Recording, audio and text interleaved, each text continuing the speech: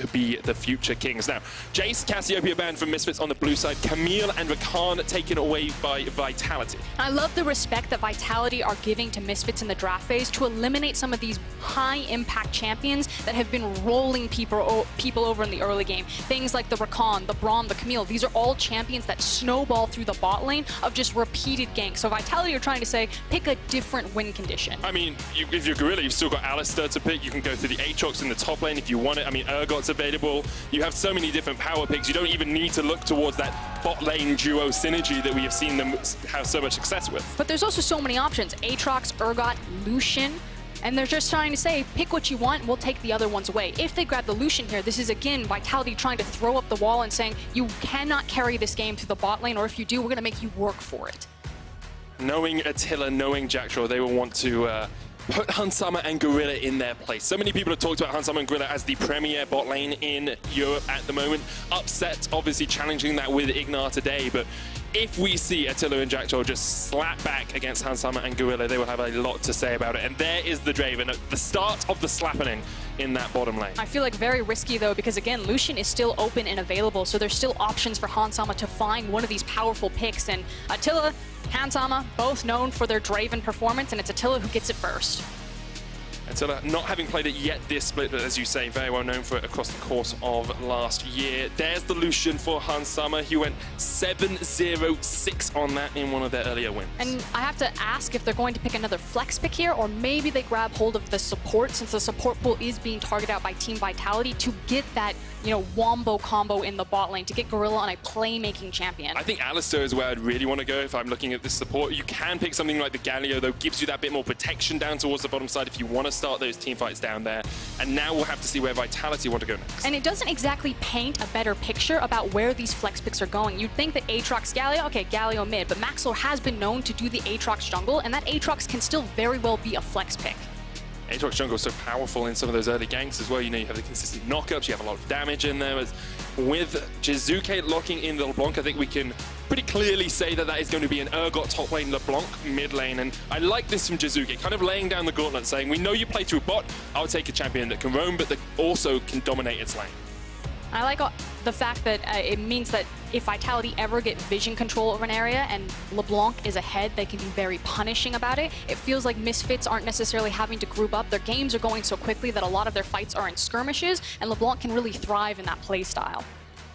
Definitely can. Second stage of bans coming out. There's the Nocturne removed from Maxlore. He still has things like the Lucian, like the Nunu. I want to go to that. Nunu so badly. You know what my only problem with Nunu is? We never say Nunu and Willem.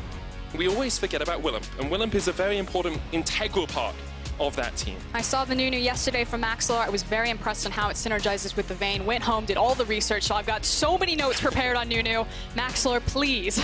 I don't think he will, but please. You never know, you never know. Maybe he'll pick it just for you. Morgana is the next ban coming out from Misfits, so they're trying to get rid of some of the ability for Vitality to survive in that bottom lane. I'm looking maybe a Tahm Kench ban there as well, just to remove any safety from Attila and Jactroll down towards that bottom side. It would certainly make a lot of sense, but that said, Morgana also just works very well with Draven, can help kind of shore up a bit of his wave clearing problems, because he has to wait for the axe, and Morgana has the W available. You also press Black Shield to let Draven run in, so it doesn't necessarily just...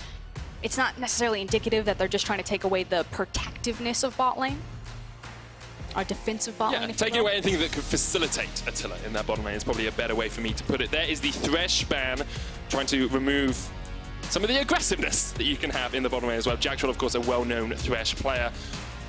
Next rotation is going to be the Olaf in the jungle for Mowgli. We have seen this a couple of times in the LCK. Haven't seen it from Mowgli yet. There are a few different builds you can go on the Olaf, and I want to actually see where Mowgli goes, because there's some intriguing stuff on the horizon. And there was a conversation that Papa Smithy was talking about in terms of itemization rush and the LCK, so we will keep track of that. It's also a comfort pick for Mowgli, and it has a lot of gank potential on the bot side. In the LPL, when you've seen Olaf locked in, it automatically means that you're going to camp bot side because of how devastating you can be running in from river.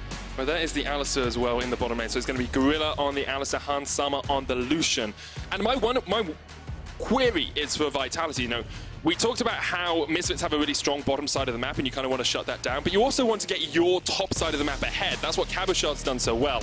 He has the Urgot probably here. Is that enough for him to be facilitated in the top lane, or do we need a little bit more? I mean, I like the Urgot, and I like what I've seen from Cabochard. He really has been one of the big carries for Vitality in some of their struggles in the early stages of LEC, so I think it fits right in his wheelhouse, as majority of these champions do. It feels like everyone got a comfort pick or a pick that they're really well known for, so if you're a Vitality fan, this is exactly the type of composition that you wanted to see from them. And if you're a Misfits fan, maybe wondering how much Maxlore will be ganking that bottom lane. He's got the karthus this game. We've shown, well, Xerxes showed us that he can have a bit of a bot lane impact, but usually much more about just farming up, playing a safe early game, and then getting to that level 6 and really starting to wreak havoc across the map. And I think it's really interesting as the Gragas support pick. So not only will Gragas in this support position mean that you still have kill pressure in that bottom lane in tandem with the Draven, very easy to set him up, a lot of high burst damage, but I also really like Gragas as a pick into Karthus. Using his cast, Karthus wants to obviously die in the middle team. If he can survive, that's also good, but usually die in the middle of a team and then just have his passive takeover for things.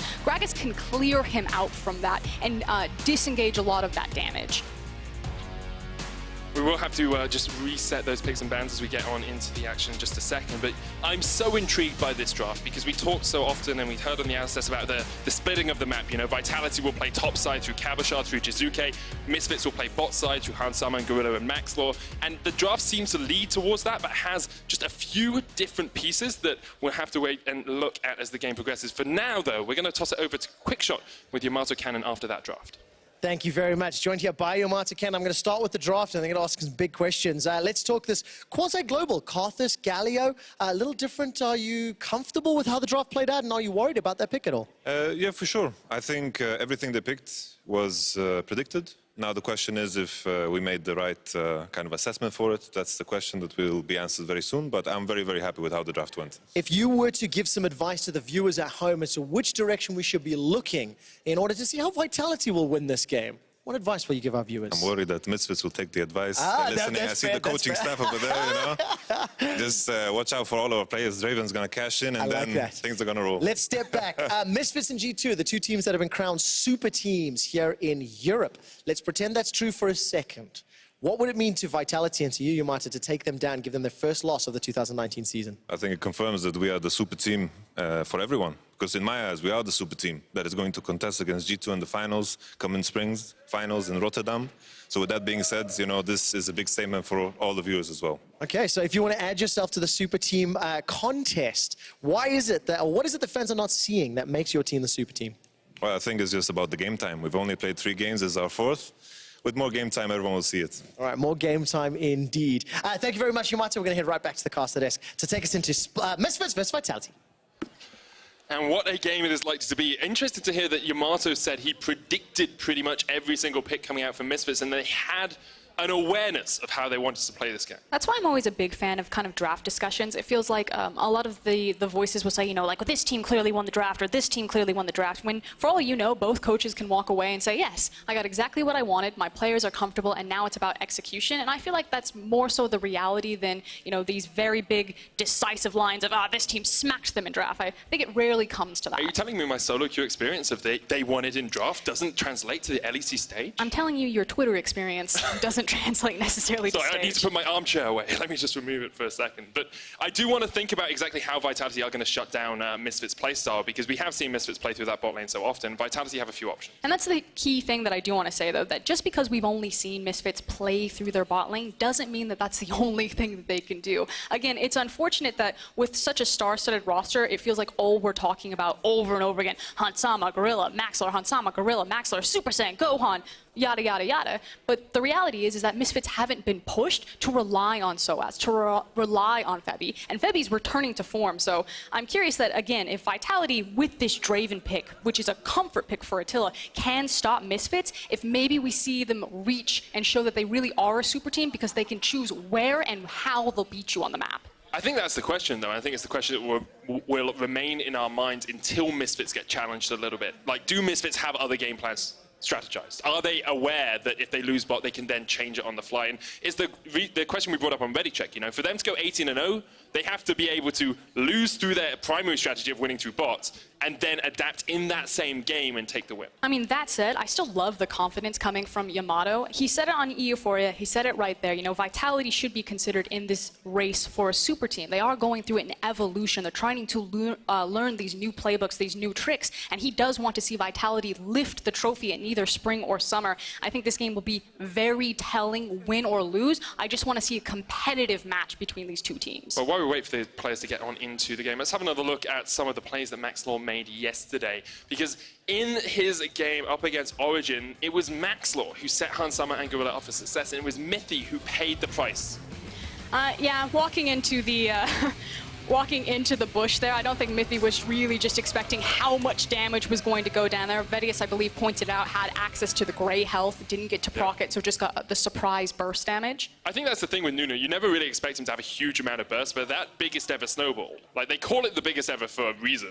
It's not the smallest ever snowball, it's not the mediumest ever snowball, it's the biggest ever snowball. What I really like about the biggest ever snowball and how it interacts with Nunu's movement speed is that it fundamentally changes how you have to ward against Nunu. If he's up in the river, and he'll usually take celerity and river walking in his runes and have control of the Scuttle Crab, his ability to wind up ganks from about the Scuttle Shrine, so that dragon, like by the time you see him with traditional wards in the river brush, it's already too late. He's flying into the lane, there's nothing you can do to react or to stop him. You kind of have to think about warding against Nunu like warding against a Rammus Powerball. And if this pick starts to be more widely used in the LEC, we'll need to see teams change their warding strategies against Nunu's ganks. You kind of have to learn it the same way you'd learn how to ward against an Evelynn in the or sort of Nocturne. the early game, or a Nocturne, right? You have to have those deeper wards in. But my question is, you know, we don't actually have Maxlore on that high impact early game jungle at this game. He's not playing something like the Nunu. He's not playing Camille. He's not playing Lucian. He's playing Karthus,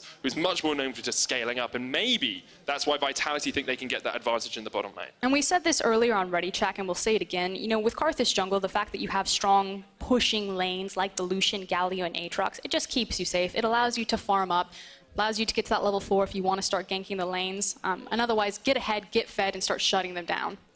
On the other side of the rift, though, we've talked a lot about Maxlore. Mowgli coming into this Vitality squad, new for summer or spring of 2019, making some pretty strong plays on day one against Fnatic. And he had big shoes to fill. Kikis really turned around Team Vitality when taking them into Worlds, but I feel like he's done so right. Yamato said that jungle was the most delicate position when you're changing it out, so they did expect some, you know, synergy issues to go with it, but Mowgli seems to be fitting in, and it's only week 2. Had a very strong performance yesterday.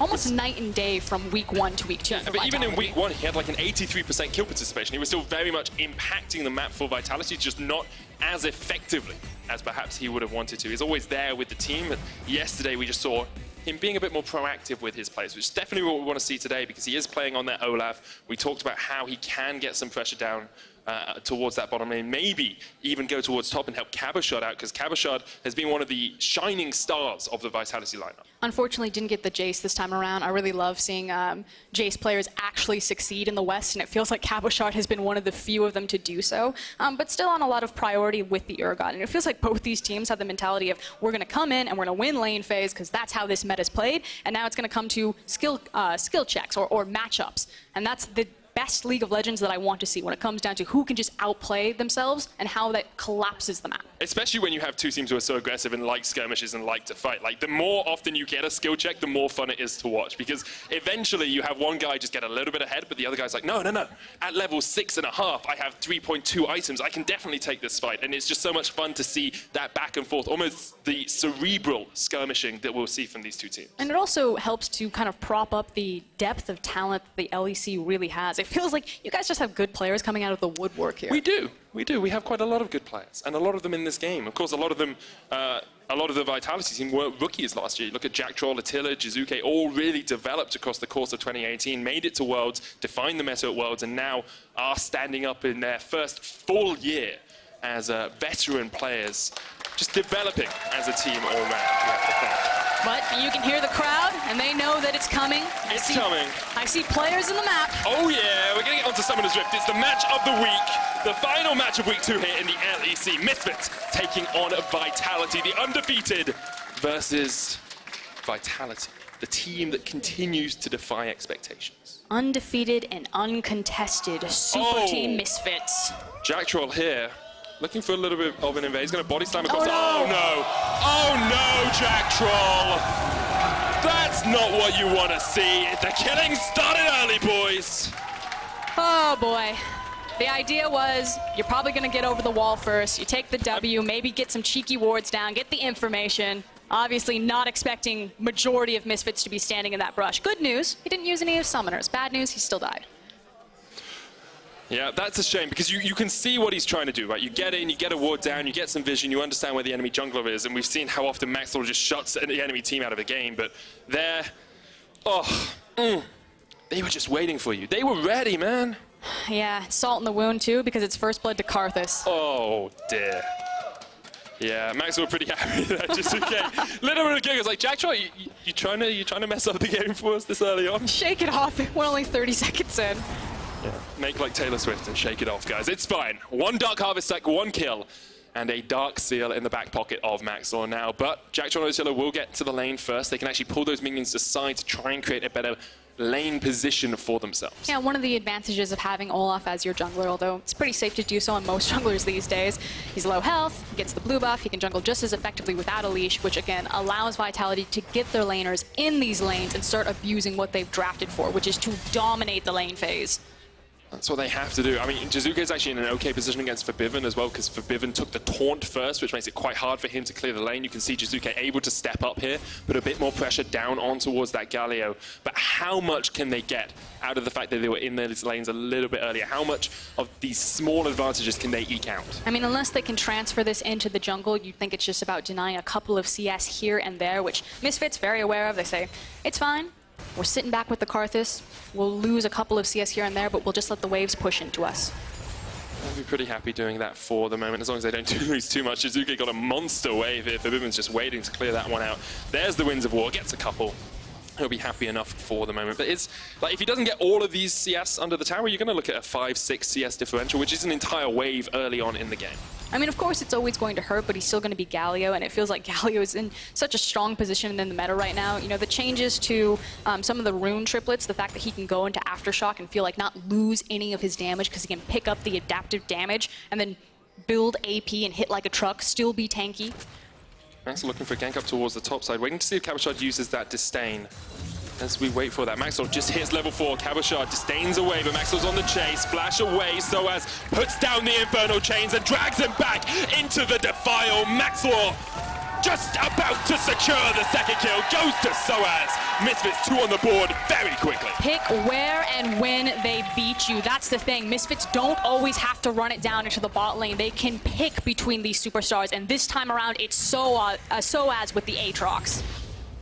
And you can see Cabochard has to burn his teleport to get back into the lane. Mowgli trying to find an answer to this early Karthus jungle power. Of course, doesn't have to go for the jungle item first either, Maxlore. He's going towards that Fiendish Codex.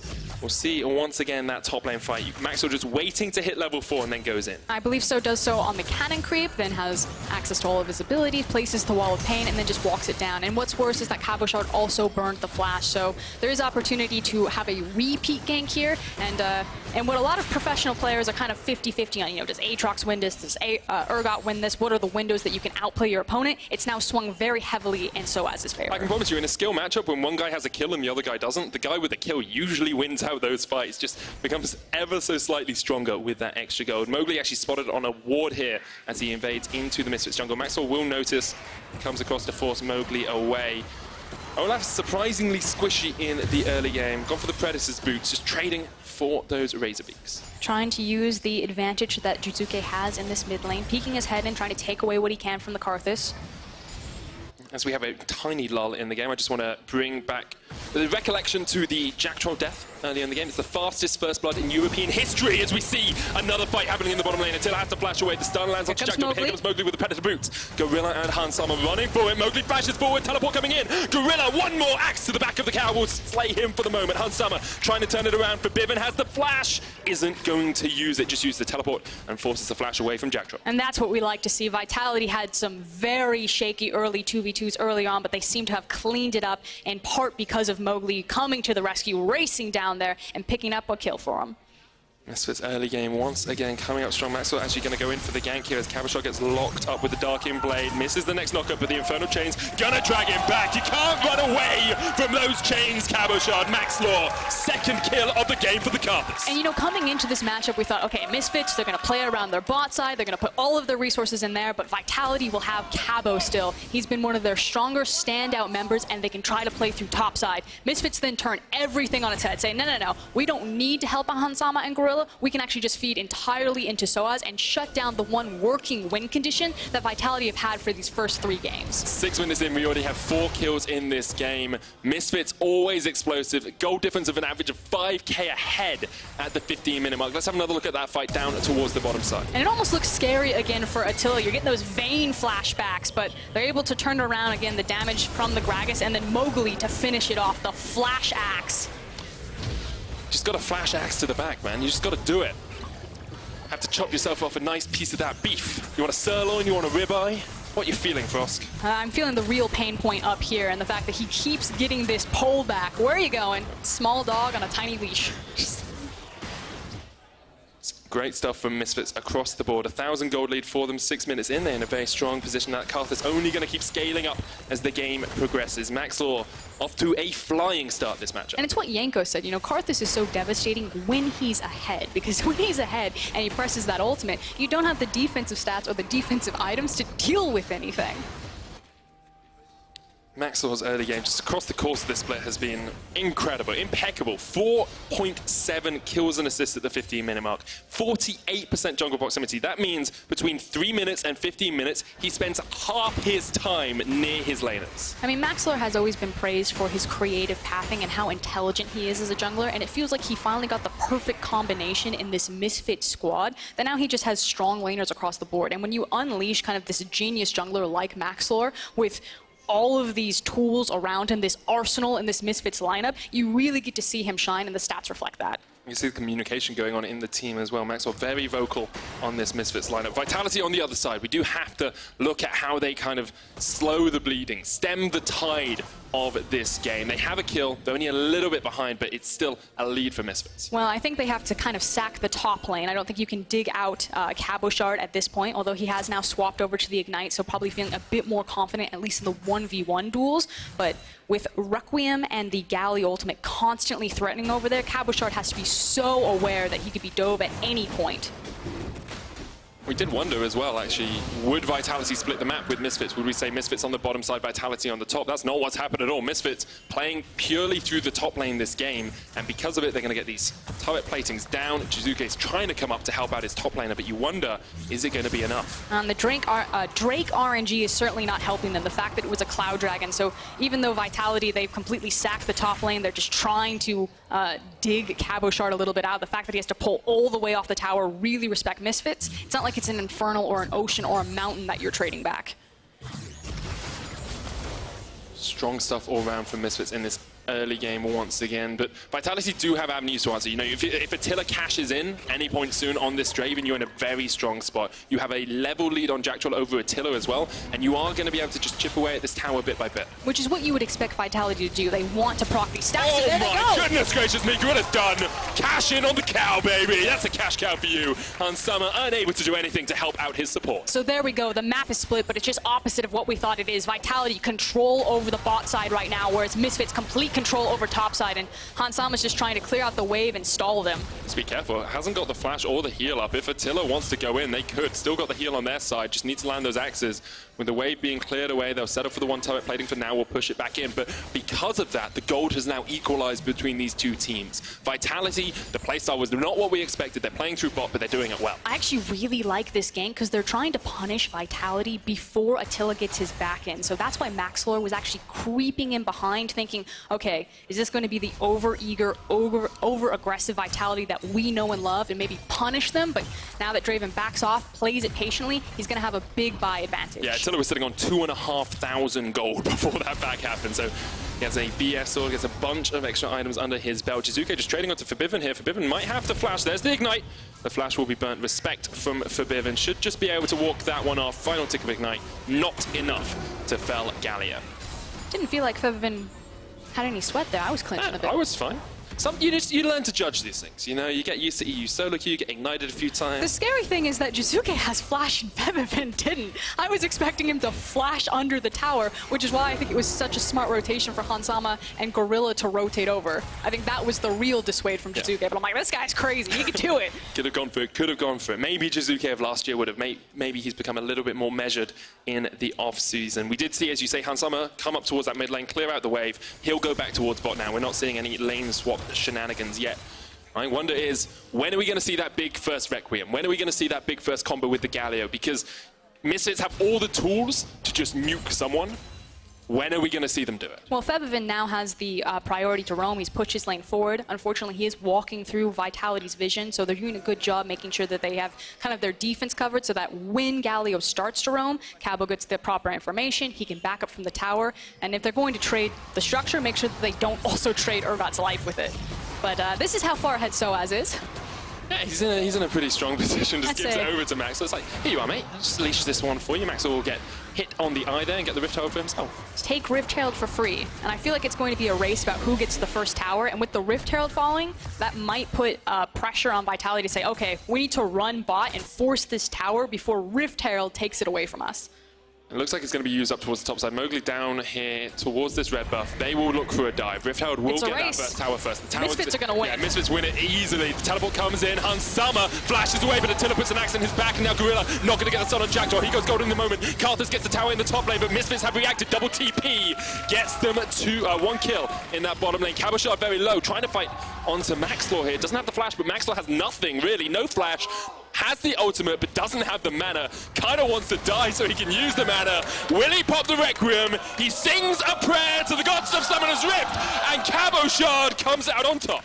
He loses his tower, but he gets the shutdown bonus, and he does manage to kill Maxlore. So big, I guess, win for Vitality, although it still feels like they lost the tower race. They definitely did, but keeping the gold even against Misfits is not something we have seen any team do yet.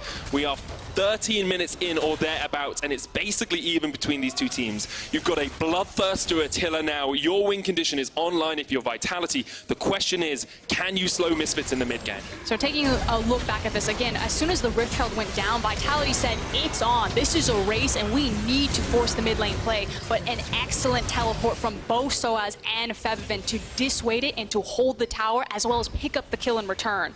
Meanwhile, Maxlore has just said, okay, I gotta get this tower, and he wasn't expecting Cabochard to go all in on him. So I'm gonna say, yeah, great read by Cabo to get something back for Vitality. And Cabo's been one of the shining stars on the side of Vitality. You look at it, I think he's 11, 6, and 15 in KDAs, high kill participation, high damage per minute, high ability to survive Requiems as well. Just about eking out alive from that, and even though he was put so far behind in the early game, still only about 20 farm down, has his Black Cleaver completed, and will be able to have an impact in teamfights on this Urgot. Yeah, that shutdown certainly does help him. So unlucky with these repeated Cloud Dragon spawns. Oh, we had Triple Mountain, now we have Double Cloud Dragon. What's going to be next? The thing is it just means that Misfits look at the dragon and they're completely fine giving it up. They say we'd rather spend time with our jungle Karthus in the jungle, getting more items, getting more gold. I just want the bloodshed. Yeah. I mean, there is a point at which the Karthus just becomes too strong to deal with, really, doesn't it? You're looking at 2, 3 items. When you get that death cap, it should just be too powerful for Vitality to do anything. I mean, that said, if Vitality stay on clock and they're able to itemize into, I don't know, lockets, things like this, redemptions. We've talked about it earlier, you know, kind of some of the item tools that you can use to deal with the Karthus, as well as a Bloodthirster on Draven. Yeah, the Requiem can come in, but if he hits a single minion, he's going to get most of his health back. Speaking of redemption, we highlighted the Olaf because we've seen a build in LCK from Tarzan. He goes for this redemption Olaf as first completed item. Not going for the Black Cleaver. We've had a Hexdrinker here. He's going towards a redemption as well. So very interested to see how that redemption from Mowgli actually impacts fights with this Karthus. We're definitely going to see if it can absorb some of the pressure from a Requiem, but here's the fight. So as we pull back Mowgli, Lands a knock up there. Goes Golden. Cabochard coming in from the flank as well here. Vitality want a bit of this Barney. SoaZ knockback. World Ender will keep him alive for the moment. He resurrects back in the middle of his team. Febiven jumps in. No taunt's gonna land though. Flash away from Jiizuke, and now Attila full HP can open up. Cabochard gets one. Gorilla getting chased. The chains will pull him back. He tries to do something, but he just can't do enough against Vitality. It's a double kill for Cabo. And Misfits don't look like a super team in that exchange right there. Just cut the tape if that's all Vitality want to play, but they pick up the fight. They've got the priority on the mid lane, and they will get a good chunk here. Jiizuke jumps in for Maxlore. The Ignite's ticking. Jiizuke jumps back. It's enough! Maxlore goes down, but here comes the Requiem. Vitality's about Jactroll. What the hell is that? That's not a health bar. I cannot believe he got away with that. Huge play from Vitality as they show that there are still life left of them. They are playing with the nameplates off. They are not afraid of this team. Incredible stuff, and it's Misfits who picked the fight at the start, by Vitality who put them in their place. And it is so controlled. The thing is Han Sama is very late here, so Misfits actually just kind of caught out. They didn't have their ADC in position. Vitality were already grouped up, and it felt a little bit disconnected. Are they going in for the fight? Are they just trying to disengage to safety? Meanwhile, Vitality are exactly on the same page. They are charging forward, and their chase potential with Olaf and Alistar is extremely powerful. And we can see Vitality a little bit more confident here. Jiizuke especially, he just jumps in. He's like, okay, I can kill this karthus. I can take him down. Gets enough damage down, and then Maxlore pops the second time this game we've seen an ultimate, and just one of the Vitality's members just about survives. 5 HP. 5 HP on that Gragas at the end of that. Shout out to Attila. Thank you for that heal. And supports, they don't do much according to Upset, but you have to keep them alive. It's important. It's about the camaraderie of the bottom lane. Vitality now, though, they've taken the lead, Frost. They're 2,000 gold ahead. They are putting the super team in their place. They're saying, hey, we don't care how many teams we've beaten. We don't care that you think you're going to go 18-0. We're just going to totally destroy your early game. But it's now about what they do with this slight lead that they have, because again, it is still a very big Aatrox and a very big Karthus, and it looks like dive top is the answer. Looking for Febiven. There's a redemption used by Mowgli. Pops the Ragnarok as well. Febiven just about gets away for the moment, but Jiizuke eventually will put him down. There should be another tower. Karthus coming up here. No Requiem on Maxlore, but can force Jiizuke and Mowgli away for the moment. Single Skittle would ruin his day. Meanwhile, something is happening bot side. Yeah, they're just trading into each other. Yeah, I mean, except there's a tower like there. Dived Cabo. It's like, oh, you've still got your tower there? I'm just so used to my bot lane having taken it by now, Frosk. He does need to respect Cabo a bit more. That gold has put him in a very different spot. He also has the barrier because of the unsealed spellbook. And speaking of respect. Yeah, Attila playing Han Sama's signature champion against him and saying, okay, we can put 2 axes into your back. Maxlore coming in from the flank here. Not going to be able to do too much. Wall of Pain not used yet, but Attila having a stellar performance on this Draven. And Vitality are doing such a good job splitting up this map and splitting up the correct lane assignments. The fact that they're bowling around this Galio right now with the Olaf and the LeBlanc. And then they just kind of park their Draven in the mid lane to hoover up all of the free farm as the minions are not going to change aggro and hit that tower. Sorry, observers. 50 HP on the tower, by the way. Everything is surviving with slivers of HP. Slivers. Basically nothing left. Okay, now, let's have a look at exactly where we are for Misfits. You've got Morellonomicon finished, you've got the Runic Echoes finished, and the Sorcerer Shoes on Maxlore. Proto Belt on Febiven. Blade of the Ruin King on Han Sama. They're getting their first completed items across the board. But if you go across the other side, you're at a 9.5. You're almost at 2 for some people. You've got another BF Sword and Attila alongside the Bloodthirster. You've got the Luden's Echo and the Fetus Codex. You've got the Hextrigger and the Redemption on Mowgli. Vitality in such a strong spot. And you also have an Infernal Drake spawning in 20 seconds. Oh, So no we more finally clouds. got what we wanted, Medic. Give and me there fire. is going to be a fight, and Vitality are going to feel very confident taking it. My question is, how much damage is Maxlore actually going to do at this point? And is that enough between him and SoaZ that Misfits want to contest for this? Jiizuke could jump across here just to chunk out SoaZ before that fight starts. Have to keep our eyes on Jactroll in the fight, because if he displaces Maxlore out of the middle of the fight, that's where we really see Vitality coming to their own. Jactroll's going to be pulled back by that Infernal Chains, Deep but Misfits teleport. already started. There's the teleport behind them. On towards the Razor Peaks. The fight starts. Gorilla steps forward. He is on Jactroll. Gets a lot of damage down. Maxlore now being forced away. Jiizuke jumps onto him, and Maxlore, he's not in the fight. Only Cabochard there, but he can just keep chasing onto SoaZ. The World Ender ticking away. Will be still available for the moment. Cabochard waiting for that Fear Beyond Death. Actually already been used. Has enough damage to take down SoaZ. Jiizuke just forcing them back. Gorilla goes in for the re-engage, but exhaust use from Cabochard. This is so good for Vitality. They keep pushing forward, and one by one, Misfits are falling by the wayside. Vitality with a 3-0 sweep. And they can take whatever they want on the map. They'll surely get the Inferno, but they start with the mid tower and possibly pushing in for more. But wait, the Baron is spawning in 3 seconds. What an incredible fight from Vitality at the exact perfect moment. We thought they were fighting over the Inferno. They say no. We take 3. We take the Baron. We take a commanding lead in this game. Teleport coming in. Misfits want to have something to say about this, but it's only for Febiven at the moment. Maxlore pops the Requiem. Jactroll's low. Is this the prayer to the people? Maxlore gets 1. The Baron goes down. What can Febiven do? He's not going to be able to clean up too much. Channel comes out from Mowgli, flashes across the wall, and Misfits only get a single kill at the Baron. What a huge swing for Team Vitality. They managed to get at least 4 of the Baron buffs out. And this is the thing. We knew Vitality would be confident enough to take this fight because of their item advantages. Misfits felt confident that they had vision control over the area, but they missed the ward in the back of the Raptor camp. Cabochard, he's been so good in lane phase, not necessarily this game, but for the week, but now he's good in the team fights. Gets into the back, assassinates the Karthus. Mowgli and Jiizuke here to try and force Misfits away. No flashes, only Hans Sama and Maxlore have theirs. Jiizuke's just going to jump in, Karthus down, Gorilla down as well. Febiven will fall. Vitality just come in. Every time Misfits want anything, they come in and they slap them down. And they cannot deal with the burst damage. Between the Urgot, the LeBlanc, and the Draven just walking into them, Misfits are just exploding. This is incredible stuff from Vitality. Misfits, the super team, the team that we talked about going 18-0, have been put well and truly in their place, and Jiizuke just keeps pushing forward. He doesn't care, he'll jump back. SoaZ had to pop the ult to keep himself alive. Vitality now pushing in mid onto these inhibitor towers. It's a 21-minute game, and already they're looking for inhibitors. And this is a Cabochard who is 6-2-2, who just got ganked repeatedly in the top side. He managed to turn it around when the Rift Herald play came in, and now is a massive threat on this Urgot. Everyone across the board from Team Vitality. I feel like I can hear Yamato Cannon laughing in the back. He said, this is Vitality's time to win. They will lift the title. Everyone said this was Misfits, and Vitality come out swinging. Just incredible stuff. Misfits were like, okay, we can fight, we can get the Inferno, but Vitality answers so quickly, so decisively. That damage from Jiizuke, and the Cabo just walks them down. It's like the meat grinder. It's absolutely disgusting, and we talked in week 1, we said, where is the Vitality from Worlds? Where is the team that defined the meta? Yesterday, against Fnatic, we said, yes, it's better, but it's still not Vitality.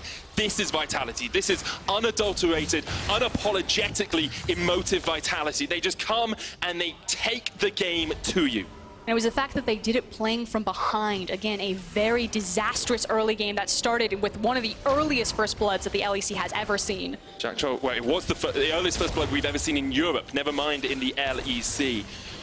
So strong from Vitality. They came back, they beat Misfits at their own game, playing through bot lane. They've now translated that into a 9,000 gold lead, and they don't look like they want to stop. Jiizuke jumps onto SoaZ, chunks him out to half. And it's a question of what do Misfits even do? They don't have the items to compete, and Vitality recognize that they're stronger. They can just walk these minions in. Jiizuke even going for the Medjais. He's building the stacks. He's lapping up the kills on Misfits. This is the inhibitor down in the bottom lane you have to feel. And the scary thing is watch Jactroll's positioning. He's so confident to step forward on the Gragas, and Misfits must respect it because they know that they're stronger, and he just wants to sweep them out with the cask. It's so strong when you do have a siege potential like this to have a Gragas when you're ahead.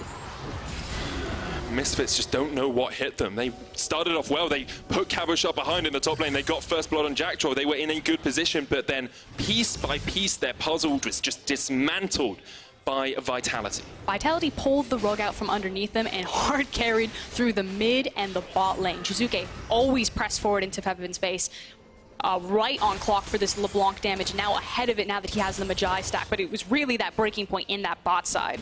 We've talked so often today about rookie mids, the next generation of EU mids, where I think Jiizuke today has just said, okay, I'm not done yet. I'm still here. I'm still proving myself. You talk a lot about caps. You need to add Jiizuke to that list because he is here to stay. Max was going to put down the wall of pain trying to catch out Jactroll, but now has to just back away. Can't even secure his own Gromp, and Vitality doing it by the numbers. They'll come up towards the top lane. The Baron buff has expired, but they only have one inhibitor left to take. It's now about how controlled can Team Vitality be to close this one out. You know, normally we would say that it's still not over yet. It feels like there's that tiny voice in your head that says, well, the super team Misfits, they can do it. Team Vitality, they're crazy. You know, they just, like dynamite, they can explode. But this feels like a very different Vitality, a very mature and controlled explosion.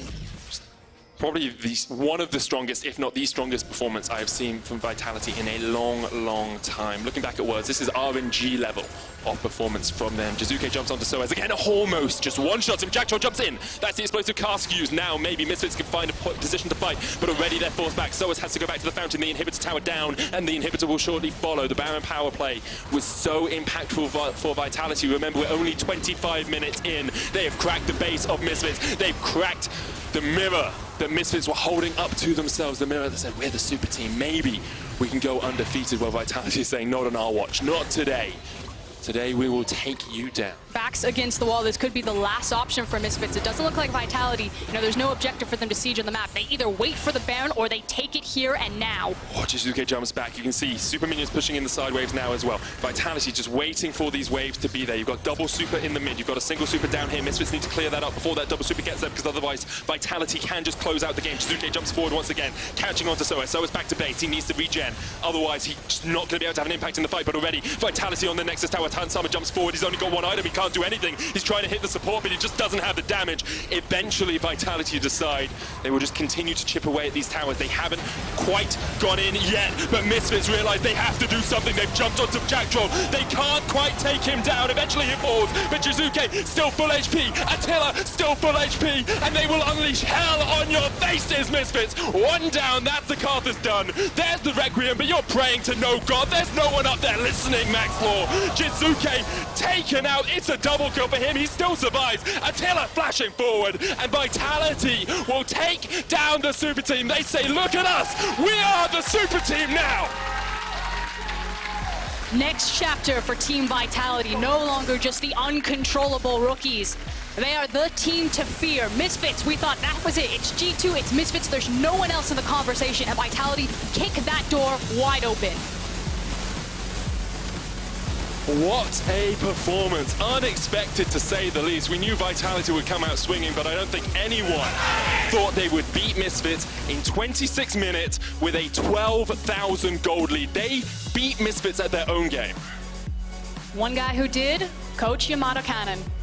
Said it in that interview, he felt confident about the draft, it was just about the execution. He said it in the preseason that Vitality is the team to be afraid of, only changing out a single member in that jungle position before going to Worlds, and so many people overlooked them. A shaky start, but proving that there wasn't enough tape. You know what I love about this as well? This leaves me with more questions than answers. Like, I come into next week, I'm like, okay, so is G2 better than Misfits, better than Vitality? Is Vitality better than G2, who are better than Misfits? Like, we have so much more to prove, and all the teams are kind of still sorting themselves into their varying tiers, into their varying divisions. There is so much still left for all of the teams in the LEC to prove, and I think it only gets more exciting from here. It's that rock, paper, scissors, but this is the guy that I really want to focus on, Jiizuke. He really grinded it out in the offseason, went to Korea, went for the boot camp, working alongside the likes of Mowgli and really popping off on that LeBlanc. What a day of action it was. Of course, have to give